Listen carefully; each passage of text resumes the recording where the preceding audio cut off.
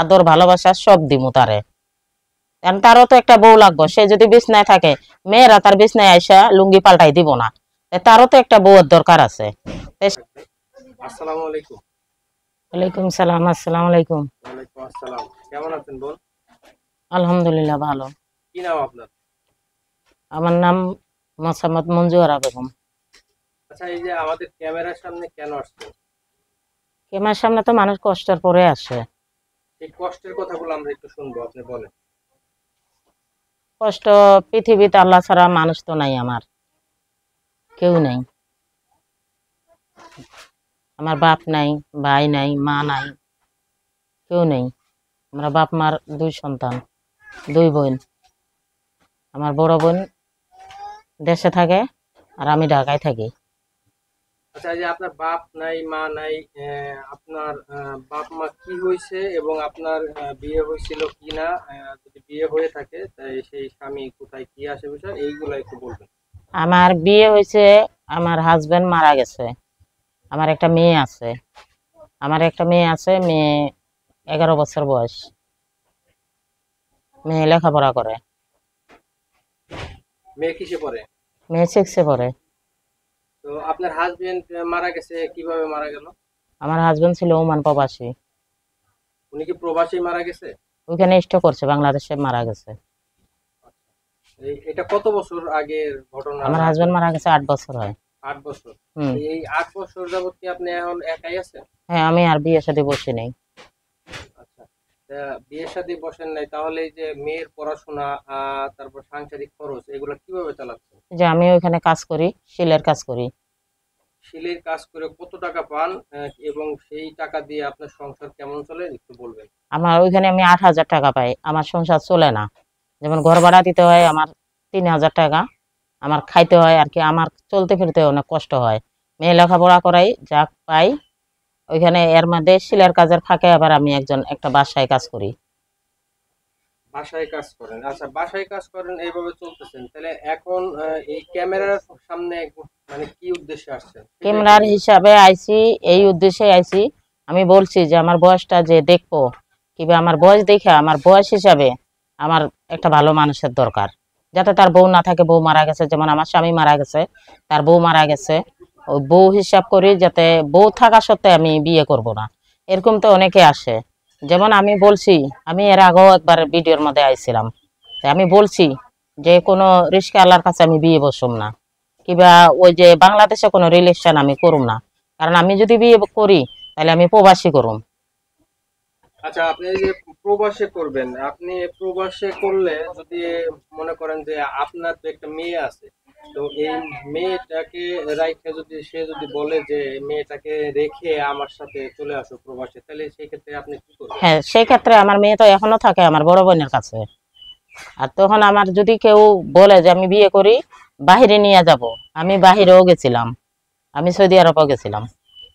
আপনিও প্রবাসী ছিলেন? হ্যাঁ, আমিও প্রবাসী। কত বছর প্রবাসী আমি অবস্থায়? ভাগ্য যদি খারাপ হয়, তো অনেক মানুষ তো ভাগ্য চাকা সবার লাগে না। আমিও 3 মাস ছিলাম, 3 মাস থেকে আমি বাংলাদেশে চলে আসছি। কেন 3 মাস থেকে চলে 3 আসলেন মাস কেন? থেকে চলে আসি, ওরা আমার কষ্ট দিচ্ছে, খাওন দেয় না, যেমন মারধর করে। তাই কাম তো আমার হাতের কাজ আমি সব জানি, যেমন হাত চললে তো ভাতের অভাব না। এমন না যে আমি ক্যামেরার সামনে গেছি টাকার জন্য, না, টাকা লাগিয়ে যাই নাই। আমি গেছি একটা ভালো মানুষের জন্য। কারণ একটা মানুষের তো ঘরে যদি নিকাশ কখন চলে যাব, নিকাশটা বলি যাইব না, যে বইলা যাইব। এরকম যেমন আমার একটা যদি আমি স্বামী পাই, আমি বলছি যদি স্বামী পাই তাহলে আমি গাছতলায় থাকা রাজি আছি। আচ্ছা, এই যে আপনি এখন ক্যামেরার সামনে আসছেন, আপনি কি শুধুমাত্র একটা স্বামীর জন্য আসছেন, নাকি আপনি অর্থ সাহায্য সহযোগিতা না, এগুলো আমি কোনো পাচ্ছেন? সাহায্য সহযোগিতা চাই নাই কারো কাছে। আচ্ছা। আমি সাহায্য নিবো না, কারণ সাহায্য কয়দিন দিব? 1 দিন, 2 দিন, 3 দিন তো দিব না। তাহলে সাহায্য দিয়ে আমি কি করুম? এই জন্য আমি বলছি যে যদি কেউ আমার সাহায্য সহযোগিতা করে, তাহলে সাহায্য হিসাবে আমার একটা সেলাইয়ের মেশিন দিব, তাইলে যেমন আমি কর্ম করি মেয়েটা নিয়ে খাইতে পারি। আর দ্বিতীয় কথা আমি বলছি যে আমার মাথার উপর কোনো ছাদ নাই, আমার উড়তে ডানা নাই, বসতে আমার ডাল নাই। সে খাতে যদি কেউ এতিম মনে করি, যদি মনে করে বলে না সে একটা বিধবা নারী, তাহলে সেই ক্ষেত্রে যদি কেউ আমার বয়স দিয়ে আসবো, কারণ আমি চাই না যে এই যুগের কোনো পোলা পায় না আমার চেয়ে বয়স কম কিংবা ফোন দিব তাতে অযথা ডিস্টার্ব আমার না করাই ভালো। কারণ আমার বয়স হিসাবে আমি নিমু, যেমন আমি একজন বয়স্ক লোক নিমু, তার আমি জীবনভর সেবা যতন আদর ভালোবাসা সব দিমু তারে। কারণ তারও তো একটা বউ লাগবে, সে যদি বিছনায় থাকে মেয়েরা তার বিছনায় আইসা লুঙ্গি পাল্টাই দিব না, তারও তো একটা বউয়ের দরকার আছে।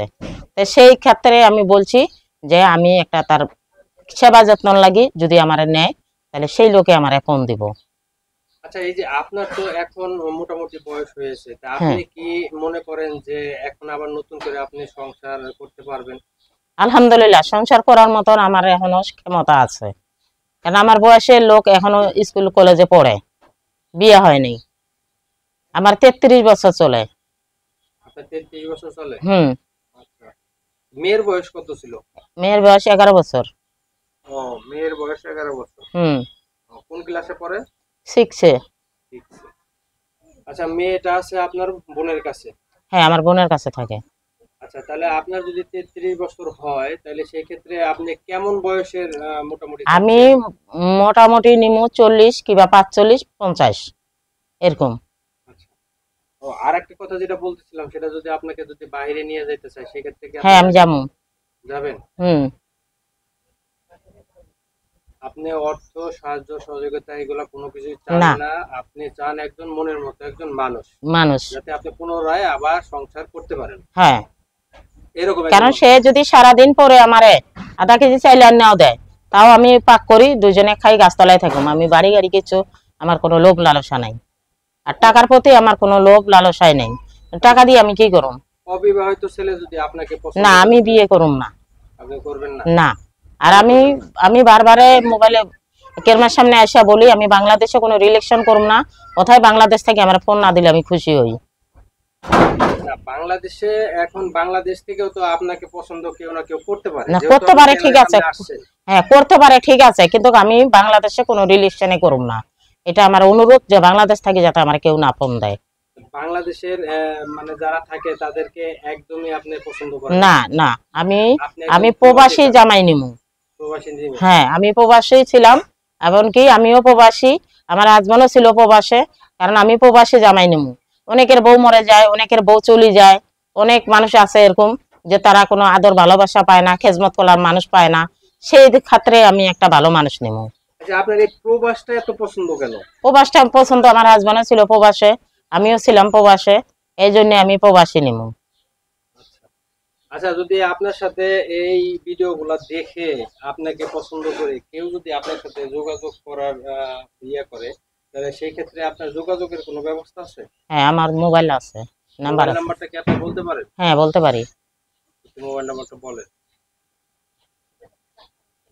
013-43-033-724। আবার বলতেছি, 013-43-033-724। প্রিয় দর্শক, বোন আপনার নামটা? আমার নাম মঞ্জু আরা বেগম।